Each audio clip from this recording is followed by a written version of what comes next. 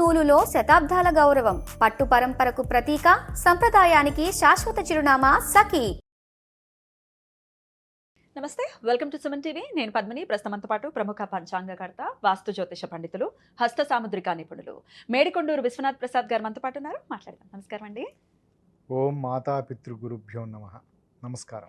ముందుగా మీకు శ్రీ పరాభావనామ సంవత్సర ఉగాది శుభాకాంక్షలు అండి. మీకు కూడా. Thank you sir. రాశి ఫలాలు అనేవి తెలుసుకోవాలి అని అంటే అది సంవత్సరంలో ఒక్క పర్యాయం మాత్రమే తెలుసుకోవాలి అనేది శాస్త్రం పెట్టిన ఒక విధానం, అంతేనా సార్? కాదా? కాదండి, మాస రాశి ఫలితాలు ఫలాలు తెలుసుకోవచ్చా? ఇది ప్రతి మాసానికి ప్రతి వారానికి సంబంధించిన ఫలితాలను విశ్లేషణ అనేది ఉంటుంది. కాకపోతే మనకు ఆనవాయితీగా వస్తున్న సాంప్రదాయం ఉగాది. ఇది ఉగాది రోజున ఆ సంవత్సరం ప్రారంభ రోజున మనకి రాశి ఫలితాలను అంచనా, ఈ సంవత్సరం ఎలా జరుగుతుంది ఏమిటి అనేది అంచనా వేయటానికి అదొక మనకు ఆనవాయితీ. ఇది ముఖ్యంగా వ్యవసాయ రంగానికి సంబంధించిన వారికి, వ్యవసాయ రంగంలో ఉన్నవారు, వ్యవసాయదారులకు ఈ సంవత్సరం ఏ పంటలు వేయాలి, ఏ రాశి వారు ఏ పంటలు వేస్తే ఎటువంటి ఫలితాలు ఉంటాయి, వర్షాభావ పరిస్థితులు ఏ సమయంలో ఏర్పడతాయి, ఇది నవనాయకుల దాన్ని బట్టి చెప్తారా? రాజాది నవనాయక ఫలితాలను బట్టి దాని విశ్లేషణ ఉంటుంది. కాబట్టి రాశి ఫలితాల విశ్లేషణ మనకు ఉగాది రోజు చేయటం ఆనవాయితీ. కానీ ప్రతి వార ఫలితాలను విశ్లేషించవచ్చు, దిన ఫలితాలను విశ్లేషించవచ్చు. సో ఆనవాయితీ ప్రకారమే డెఫినెట్గా ఉగాది నాడు చూసుకుంటాము. అలాగే పంచాంగకర్తలు చేసేటటువంటి విశ్లేషణ ఇంకాస్త ఎక్కువ విశ్లేషణాత్మకంగా ఉంటుంది. ఎందుకంటే వారికి పరిపూర్ణ అవగాహన ఉంటుంది గోచారం ఎలా ఉంటుంది అనేది. ఒక పంచాంగకర్తగా సుమారు ఒక 30 సంవత్సరాల నుంచి కూడా పంచాంగాల్ని రాస్తూ ఉన్నారు. So you are the right person. అలాగే స్వానుభవాలు చెప్పచ్చో చెప్పకూడదో నాకు తెలియదు, కానీ నన్ను అడుగుతూ ఉంటారు కాబట్టి నేను ఈ మాటని మెన్షన్ చేస్తున్నాను. నేను ఇలా ఆస్ట్రాలజర్స్ని ఇన్వైట్ చేయడం కానీ, ఇంటర్వ్యూస్ చేయడం కానీ, లేకపోతే ఆధ్యాత్మికవేత్తలతో మాట్లాడటం కానీ చేస్తూ ఉన్నాను సుమారు ఒక 3-4 ఏళ్ల నుంచి. సో నన్ను అడుగుతూ ఉంటారు మీరెవరిని ఫాలో చేస్తారు అని. సో నేను ఫాలో చేసేది ఆయన ఒక్కరిని మాత్రమే. విశ్వనాథ్ గారు అంటే గన్ షాట్, ఇంకా అందులో తిరుగులేదు. ఆయన ప్రొడిక్షన్స్ అందించారు అని అంటే ఇంక తిరుగులేదు. నాకు సుమారు 10 ఏళ్ల నుంచి అనుబంధం ఉంది ఆయనతోటి. Sir thank you so very much. ఇదివరకు రోజుల్లో జెమినీ టీవీలో ప్రత్యేకంగా మీరు ఈ రాశి ఫలితాలని చాలా విస్తృతంగా అందించేవారు. మీకు బోల్డ్ అంత ఫ్యాన్ ఫాలోయింగ్ ఉండేది. సో మళ్ళీ ఎన్నాళ్ళ గ్యాప్ ఉంది సార్ ఇప్పటికి? 10 సంవత్సరాల గ్యాప్ తర్వాత నా రిక్వెస్ట్తో మీరు మళ్ళీ ఈ ఉగాది రాశి ఫలితాలని అందించడం కోసం మా ప్రేక్షకుల కోసం ఇచ్చేశారు. అందుకు వారందరి తరపున, నా తరపున ప్రత్యేకమైన కృతజ్ఞతలు సార్. థ్యాంక్స్ అండి. సో ఇక ద్వాదశ రాశులకి కూడా ఉగాది నుంచి ఎలా ఉండబోతోంది, వారు ఎటువంటి విధి విధానాలని ఖచ్చితంగా పాటించాలి, ఏ విషయాల్లో జాగ్రత్తలు తీసుకోవాలి, ఇవన్నీ ఒక్కసారి మీ ద్వారా తెలుసుకోవాలనుకుంటున్నాను. అలాగే పంచాంగ శ్రవణం కూడా ఉంటుంది. సార్ చేసేటటువంటి పంచాంగ శ్రవణం ఉగాది రోజు లైవ్ ఉంటుంది. పొద్దున్న 8ంటికి నేను అందించేటటువంటి ప్రయత్నం చేస్తాను. మన ఛానల్లో మీరు వీక్షించవచ్చు. మరి మొదలు పెడదామా సార్? తప్పకుండా. వృశ్చిక రాశి వారికి శ్రీ పరాభవనామ సంవత్సరం ఎలా ఉండబోతోందండి? వృశ్చిక రాశి వారికి ఈ సంవత్సరం మిశ్రమ ఫలితాలు ఉంటాయి. ఆర్థికపరమైన విషయాలలో అనుకూలతలు ఉంటాయి, కానీ కుటుంబపరమైన విషయాలలో కొంత ఒత్తిడికి లోనయ్యే పరిస్థితులు ఉండవచ్చు. ఆదాయ వ్యయాలను చూసుకుంటున్నప్పుడు ఆదాయం 11, వ్యయం 5, రాజపూజ్యం 2, అవమానం 8.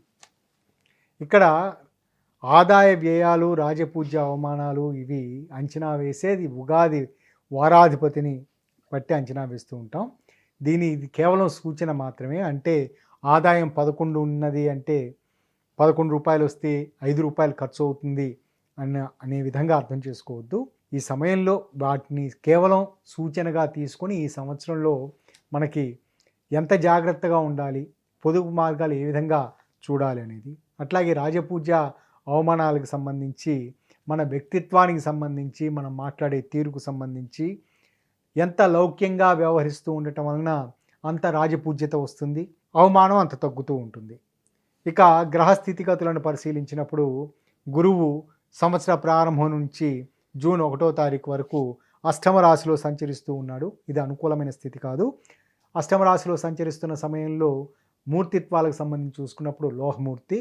ఈ కారణం చేత వీరు తరచూ భావోద్వేగాలకు, ఆవేశాలకు లోనయ్యే పరిస్థితులు ఉంటూ ఉంటాయి. అందివచ్చే చిన్న అవకాశం కూడా చిట్ట చివరి నిమిషంలో జారిపోయే పరిస్థితి ఏర్పడే స్థితి ఉండవచ్చు. కానీ ఆ తదుపరి నుంచి అక్టోబర్ 30, 2026 వరకు నవమ స్థానంలో రజితమూర్తిగా ఉంటాడు. ఇది చాలా అనుకూలించే స్థితి. బహుశా వీరికి ఈ సమయంలో నూతన స్థిర ఉపాధి అవకాశాలు కానీ స్థిరాస్తి కొనుగోలు సంబంధించిన అనుకూలతలు కానీ ఆ సమయంలో చోటు చేసుకుంటాయి. ఆ తదుపరి అక్టోబర్ 2026 నుంచి జనవరి 24, 2027 మధ్యకాలంలో దశమ రాశిలో లోహమూర్తిగా ఉంటాడు. ఇది అనుకూలించే స్థితి కాదు. ఈ సమయంలో వీరు స్వయంకృతాపరాధాల కారణం చేత ఇబ్బందికర సన్నివేశాలను ఎదుర్కొనే పరిస్థితి ఉంటుంది.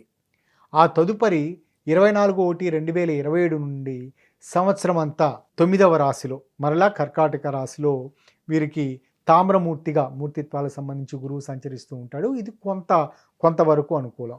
ముఖ్యంగా వీరికి 10వ నెల 2026 నుండి 1వ నెల 2027 మధ్యకాలంలో వీరు చాలా జాగ్రత్తగా వ్యవహరించడం మంచిది.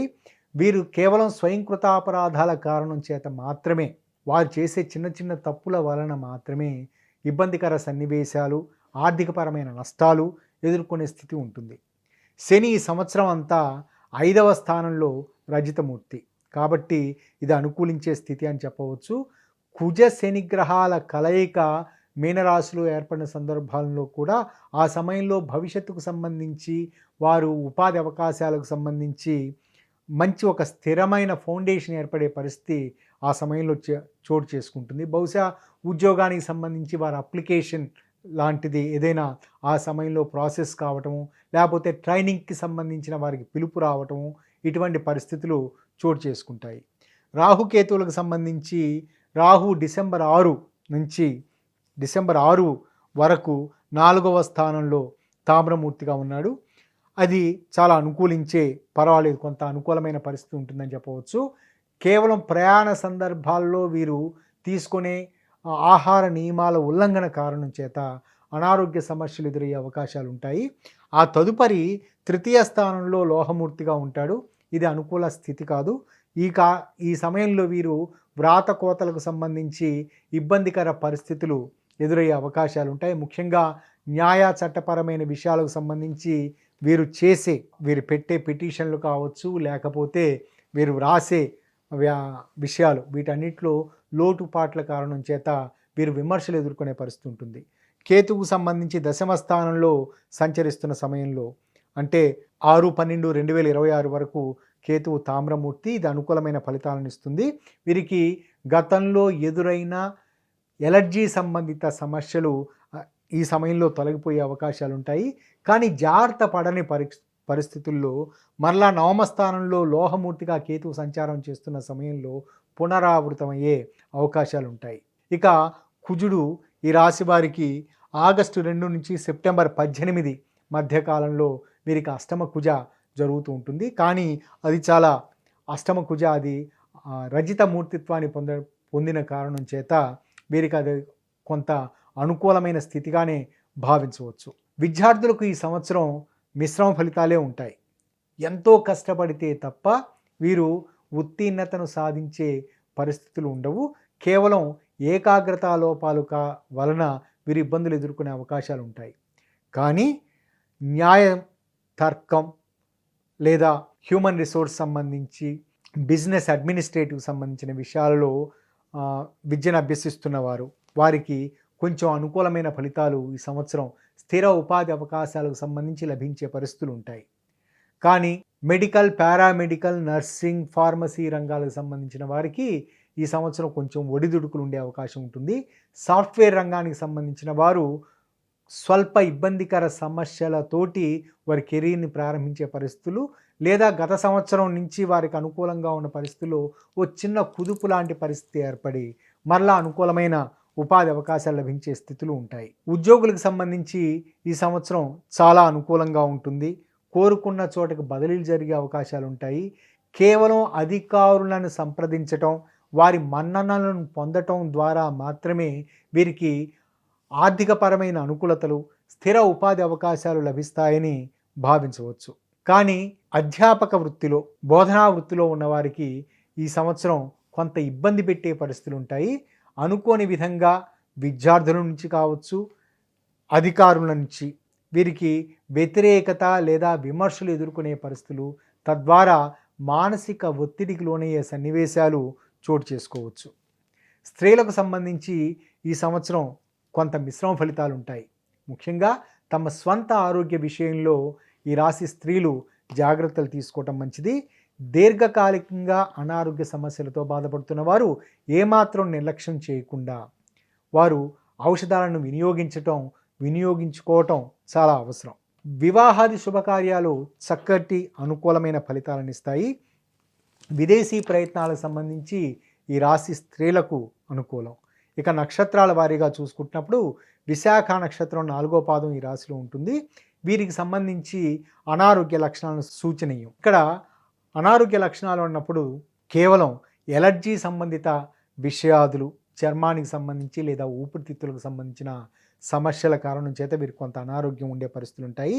ఎక్కువ సందర్భాలలో వీరికి అనారోగ్యం ప్రబలే అవకాశాలు మానసిక పరమైన రుగ్మతల కారణం చేత, కొన్ని సందర్భాల్లో వారితో పాటుగా ఉన్న వారిని పోల్చుకోవటం, జెలసియస్ రీజన్స్, ఈ కారణం చేత మదన పడుతూ ఉండటం, ఇవి వీరికి సంబంధించి చర్మ లేదా లంగ్స్ సంబంధించిన ఎలర్జీలుగా రూపాంతరం చెందే పరిస్థితులు ఉంటాయి. కాబట్టి వీరు జెలసియస్ రీజన్స్కు పోకుండా సాధ్యమైనంత వరకు అతిగా వ్యవహరించకుండా, ఏదైనా విషయాలలో అతిగా స్పందించే గుణం ఉండటం, ఇటువంటి కారణాల చేత కూడా వీరికి అనారోగ్య సమస్యలు వచ్చే పరిస్థితులు ఉంటాయి. కాబట్టి వాళ్ళు జాగ్రత్తలు తీసుకోవటం మంచిది.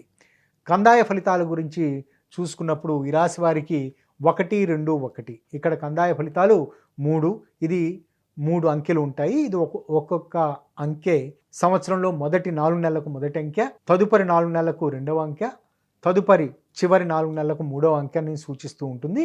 ఇందులో బేసి అంకె ఉన్న సందర్భంలో సామాన్య ఫలితాలని, సరి అంకె ఉన్న సందర్భంలో మంచి ఉన్నత ఫలితాలని, శూన్యం అంటే 0 ఉన్న సందర్భాలలో అది ఆ సమయంలో శూన్య ఫలితాలని చెప్పడం జరుగుతుంది.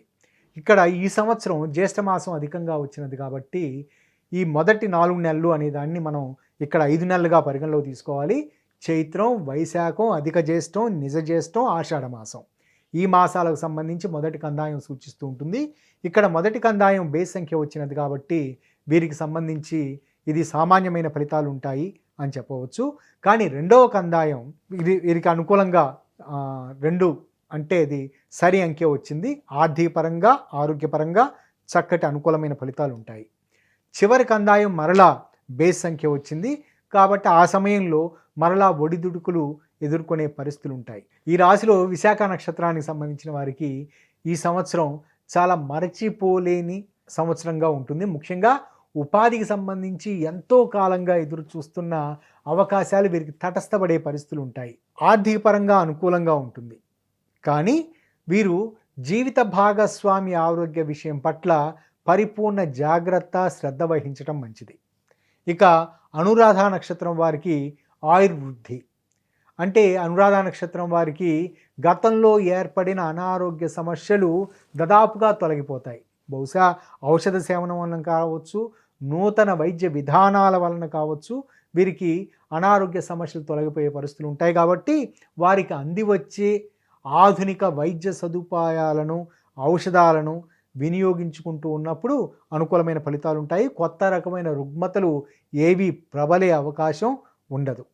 ఈ రాశి స్త్రీలకు ఈ సంవత్సరం మంచి గుర్తింపు లభిస్తుంది.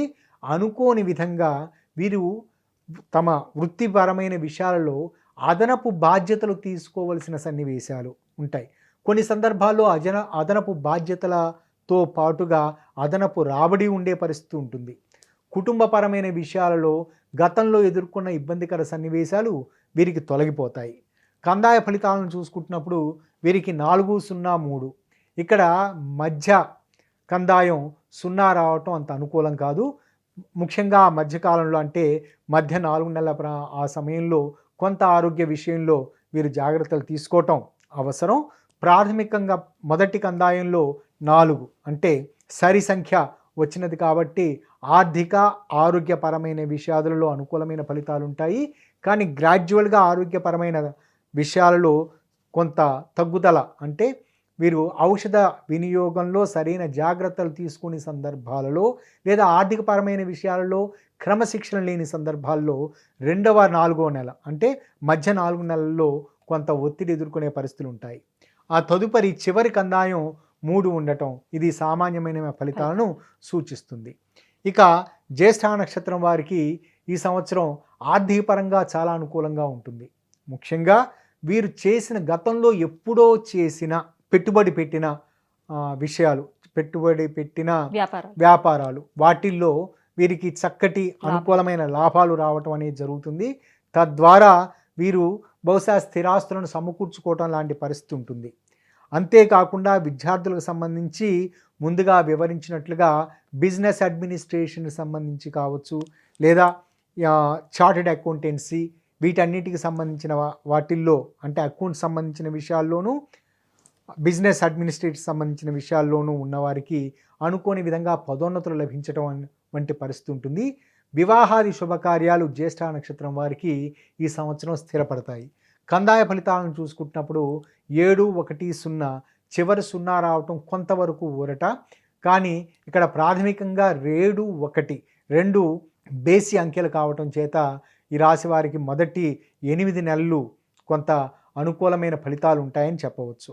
ఇక విశాఖ నక్షత్రం వారు తమ అనారోగ్య స్థితి నుంచి అంటే ఆరోగ్యపరమైన విషాదుల నుంచి బయటపడటం కొరకు, మెలంకాలీ స్థితి నుంచి బయటపడటం కొరకు అంటే తీవ్రమైన మానసిక ఒత్తిడి తోటి వచ్చే అనారోగ్య సమస్యల నుంచి బయటపడటం కొరకు దగ్గరలో ఉన్న చిన్నమస్తా దేవాలయం లేదా దుర్గాదేవికి సంబంధించిన దేవాలయాలను తరచూ సందర్శిస్తూ ఉండటం, లేదా అక్కడ ఏదైనా పూజ చేయించి దాని అమ్మవారికి సంబంధించిన ప్రసాదంగా వచ్చిన కుంకుమను నిత్యం ధరిస్తూ ఉండటం మంచిది. కుదిరిన సందర్భాల్లో రక్త చందనాన్ని ప్రతిరోజు లేపనంగా వారి నుదుటిని రాసుకోవటం అనుకూలమైన ఫలితాలను ఇస్తుంది. ఇక అనురాధ నక్షత్రం వారికి సంబంధించి గతంలో ఏర్పడిన ఆర్థిక అనారోగ్య సమస్యల నుంచి బయటపడటానికి నూతన విషాదులతో పాటుగా వీరు ఈ సంవత్సరం శనికి సంబంధించి ప్రతి శనివారం వారి దగ్గరలోని నవగ్రహ దేవాలయాన్ని సందర్శిస్తూ ఉండటం, కుదిరిన సందర్భాల్లో శనికి తైలాభిషేకం చేయటం అనుకూలమైన ఫలితాలను ఇస్తుంది. లేదా శనివారం రోజున వెంకటేశ్వర స్వామికి సంబంధించి ఏదైనా పూజా విధానాన్ని అవలంబించుకున్నప్పుడు అనుకూల ఫలితాలు ఉంటాయి. జ్యేష్ఠ నక్షత్రం వారికి ఈ సంవత్సరం అన్ని విధాలుగా అనుకూలించే పరిస్థితులు ఉన్నప్పటికీ వీరు మితిమీరిన ఆత్మవిశ్వాసంతో వ్యవహరించే సన్నివేశాలు ఉంటాయి. కాబట్టి వీరు ఆంజనేయ స్వామి ఆరాధనకు సంబంధించి దగ్గరలో ఉన్న ఆంజనేయ స్వామి దేవాలయాన్ని సందర్శిస్తూ ఉండటం, కుదిరిన సందర్భాల్లో ఆంజనేయ స్వామి ప్రదక్షిణాలు చేస్తూ ఉండటం, మరింత మెరుగైన ఫలితాల కోసం సుందరాకాండ పారాయణ చేయటం ఇది చక్కటి అనుకూలమైన ఫలితాలను ఇస్తాయి. ఇవి వృశ్చిక రాశి వారి ఫలితాలు. అద్భుతంగా తెలియజేశారు సార్, కృతజ్ఞతలు. ఇక నెక్స్ట్ వీడియోలో ధనుసు రాశి గురించి తెలుసుకుందాం. నమస్కారం సార్.